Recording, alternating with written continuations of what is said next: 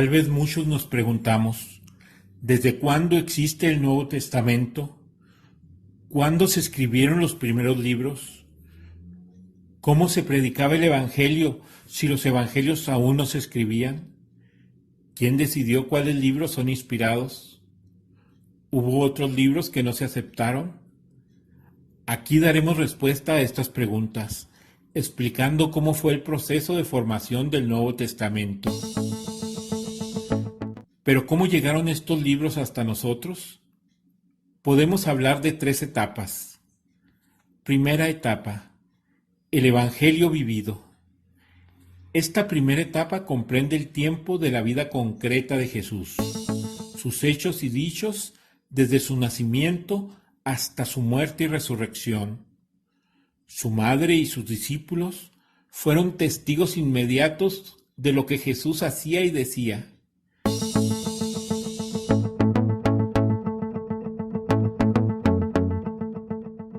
Jesús no dejó nada por escrito, ni mensajes, ni instrucciones, ni esquemas de doctrina, ni leyes, ni memorias, ni apuntes, nada. Tampoco los que acompañaban a Jesús tomaron nota de sus discursos, ni siquiera resúmenes, ni llevaron un diario. Solamente conservaron, bien grabados en la memoria, los hechos y dichos del Maestro, que tan profundamente les habían impactado y cambiado sus vidas. El Evangelio no es un libro, ni tampoco es un conjunto de palabras. El Evangelio es una persona, es Jesús, como dice Juan, y la palabra se hizo carne y puso su morada entre nosotros, palabra de Dios. Los apóstoles se encontraron con Jesús, con sus palabras, sus milagros, su forma de vida, con toda su persona. Por eso no se preocuparon de tomar notas. Su encuentro con el Señor penetró hasta lo más íntimo de su ser. Hubo un hecho que impactó de tal manera la vida de los seguidores de Jesús que cambió su vida para siempre: la resurrección del Señor. El mismo con el que habían convivido, a quien los jefes del pueblo habían condenado a muerte y asesinado, está vivo. Dios lo ha resucitado de entre los muertos, y ellos mismos lo han visto vivo y han convivido con él después de resucitado. Segunda etapa, el Evangelio predicado. 40 días después de resucitar, Jesús envía a sus apóstoles a proclamar el Evangelio a todo el mundo, como podemos leer en Marcos 16:15.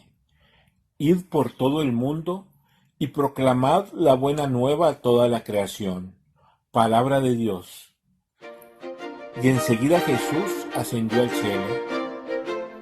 10 días después, no solo los envía, sino que equipa a sus apóstoles para anunciar el Evangelio de manera eficaz.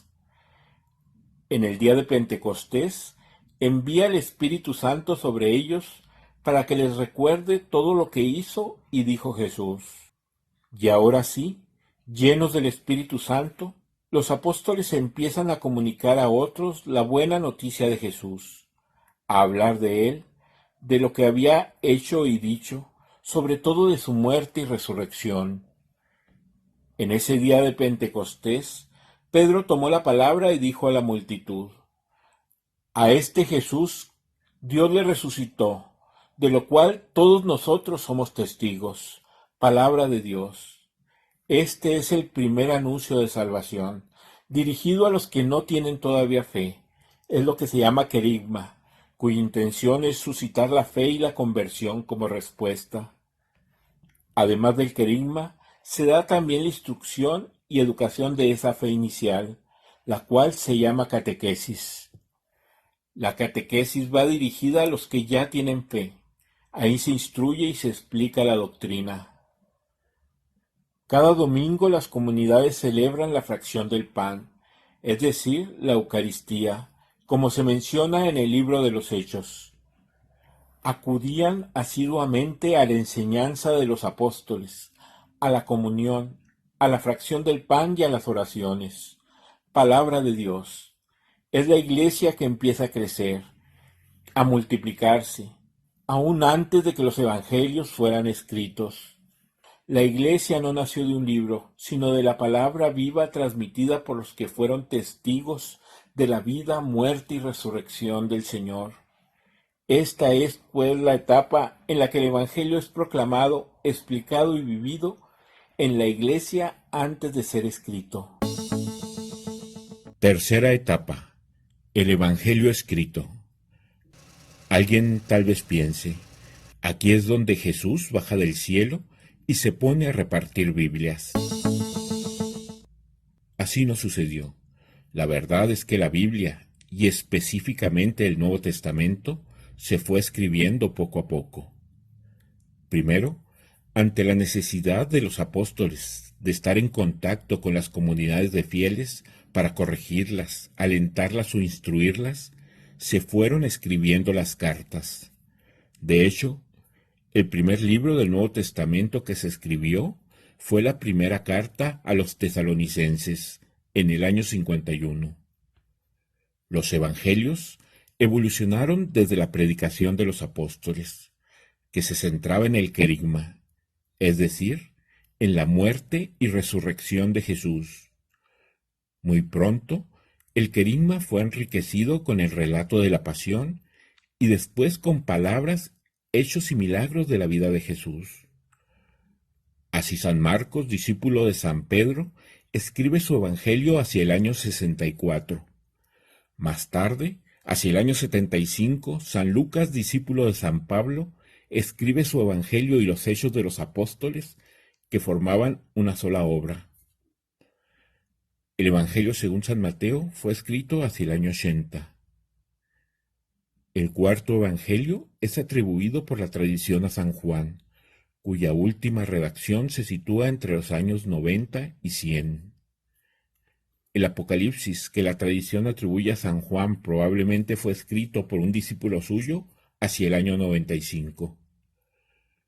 Además de los escritos de origen apostólico, comenzaron a circular desde finales del siglo I otros escritos. Unos pretendían instruir y alimentar la fe de los fieles, por ejemplo, el Pastor de Hermas, de mediados del siglo II, la Didache, un catecismo de la segunda mitad del siglo I, la epístola del Papa Clemente a los Corintios del año 96, las 7 cartas de San Ignacio de Antioquía del año 110, entre otros escritos. Pero otros presentaban un carácter herético. Estos fueron rechazados por la Iglesia Católica y reciben el nombre de apócrifos, por ejemplo, el Evangelio de Pedro, el Evangelio de Tomás, los Hechos de Pedro, los Hechos de Juan, la carta del rey Abgar a Jesús, el Apocalipsis de Pedro, entre otros. Poco a poco, al ver que en las diferentes iglesias locales se veneraban diferentes libros, empezaron a surgir listas de libros sagrados. En algunas de estas listas se consideraban inspirados libros que no lo eran, y se rechazaban libros que actualmente forman la Biblia, como Hebreos, Santiago, la segunda de Pedro, la segunda y tercera de Juan, Judas y el Apocalipsis. En el año 367, San Atanasio nos da la primera lista de libros del Nuevo Testamento idéntica a la actual, en una carta dirigida a su iglesia de Alejandría. Fue en el Concilio de Roma del año 382, cuando la Iglesia Católica, junto al Papa San Dámaso I, establece de manera oficial el canon bíblico, tal como lo conocemos hoy. El canon del Nuevo Testamento no volvió a ponerse en duda hasta 1520, cuando Martín Lutero, aparte de rechazar 7 libros del Antiguo Testamento, rechazó el Apocalipsis, Hebreos, Judas y Santiago, aunque finalmente su propuesta de retirarlos no prosperó entre los protestantes. Debido a esto, la Iglesia Católica, el 8 de abril de 1546, en el Concilio de Trento, definió el canon de los libros sagrados, idéntica a la actual y a la de San Dámaso. Los 4 evangelios según Mateo, Lucas, Marcos y Juan. Los Hechos de los Apóstoles, escritos por Lucas Evangelista. 14 epístolas del apóstol Pablo, 2 del apóstol Pedro, 3 del apóstol Juan, una del apóstol Santiago y una del apóstol Judas, y el Apocalipsis del apóstol Juan. En la actualidad, el canon del Nuevo Testamento que estableció la Iglesia Católica es aceptado por toda la cristiandad. Demos gracias a Dios por ello. Muchas gracias.